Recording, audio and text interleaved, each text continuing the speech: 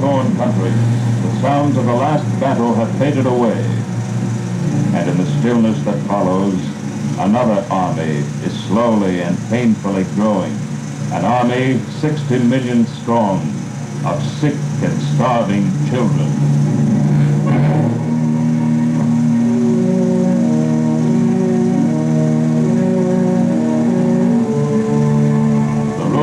Crippled cities of Europe is their training ground. Through the years of Nazi occupation, guile and deceit became their weapons. And now in peace, they see in all its darkness not goodwill and brotherly love, but the reality of the terrible fight for life.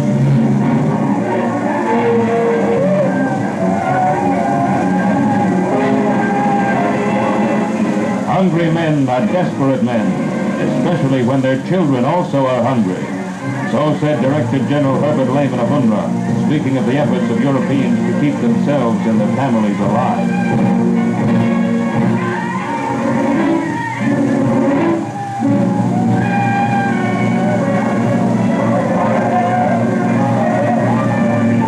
But children do not understand. They see only what is on the surface.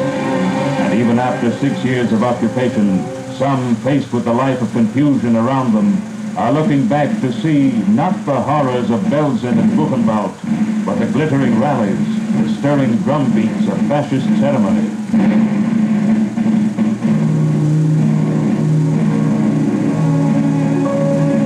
Their schools, long the symbol of order and purpose in their lives, are gutted ruins.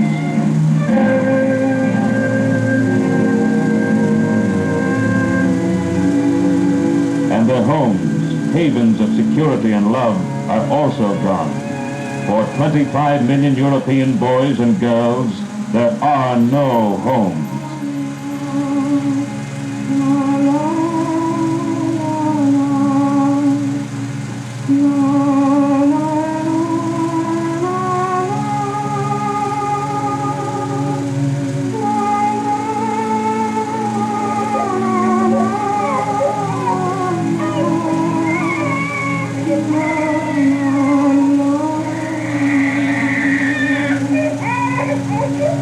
Children are dying from tuberculosis and typhus, and adding to the horror is the threat of bubonic plague.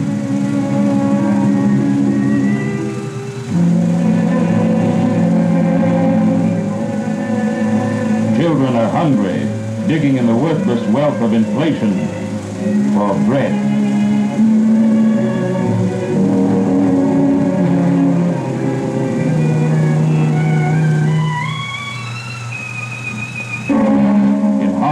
Bulbs have become food, daffodils for animals, for human beings, tulips. They aren't bad, said a Dutch housewife, if fried and fat, what else can we eat?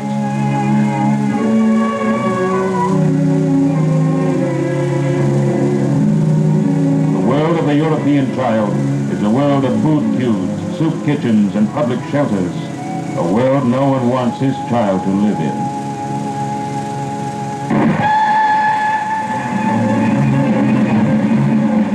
Crucial as Europe's fate is today, the continent is exerting every effort to survive, as she survived the Black Death and the famous turnip winter of 1918.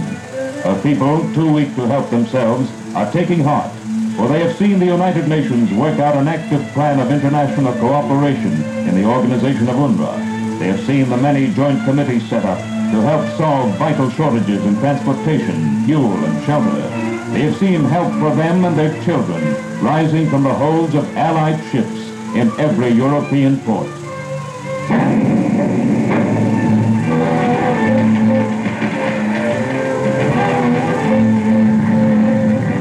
Thousands of tons of supplies arrive daily. Wheat and flour, fertilizer and medicine, tractors and trucks, cattle and livestock. But experts know that only a small part of Europe's actual needs are being met. The hope is to stave off widespread famine and disease until Europe is strong enough to look after itself again.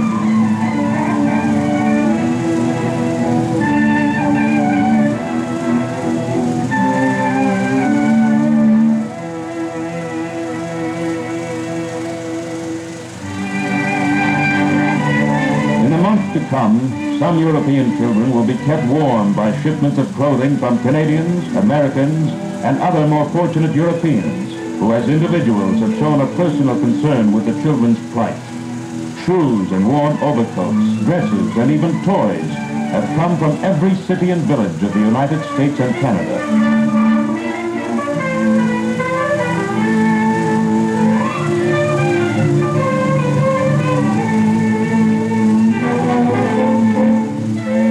Daily, the trucks go out to the cities and villages of the ragged continent, carrying their anxiously awaited cargoes.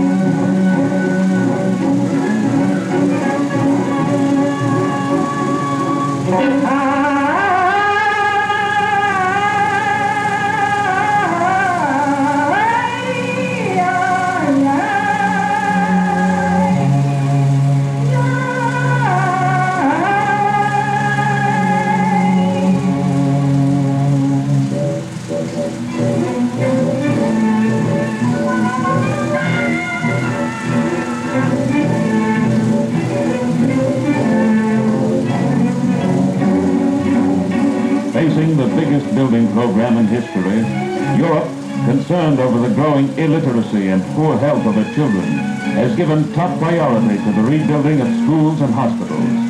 In many countries, more than two-thirds of the hospitals have been destroyed, and those that have been spared operate with shortages in surgical equipment and medicine.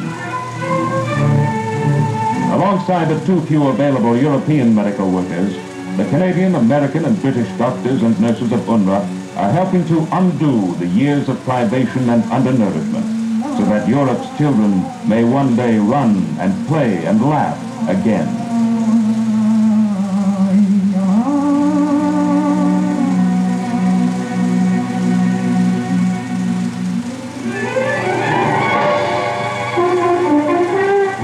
Leaving behind them the grim nightmares of ruined towns, some fortunate children are taken to camps to start life anew.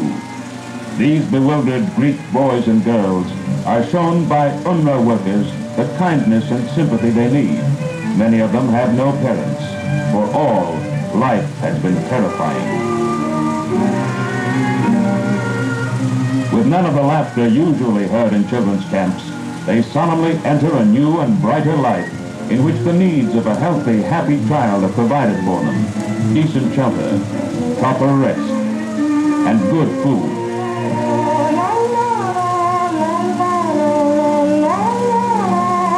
Bravely, they are helped into new clothes, stepping out of the rags of their pitiful past.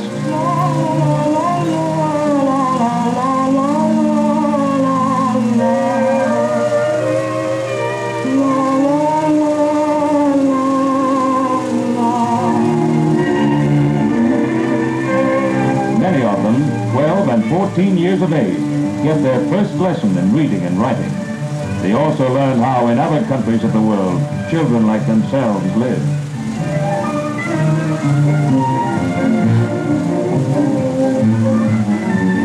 Now, over the first obstacle, they are on the road to becoming healthy citizens of a new Europe.